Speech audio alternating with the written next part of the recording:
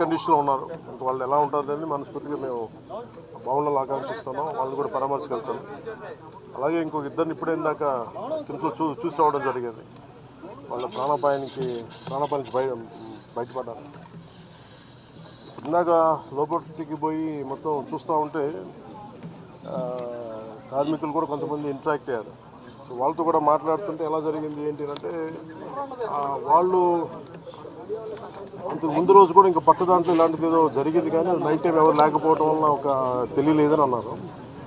ఇది బేసిక్ ఇది ఎంత సేఫ్టీ ప్రోటోకాల్స్ ఎంత జరిగినాయి, ఎంత మెయింటైన్ చేశారు సేఫ్టీ ప్రోటోకాల్స్. అలాగే మేజర్ కనిపించేది అప్గ్రేడేషన్ ఆఫ్ స్టీల్ ప్లాంట్ మేజర్గా చూస్తున్నాను.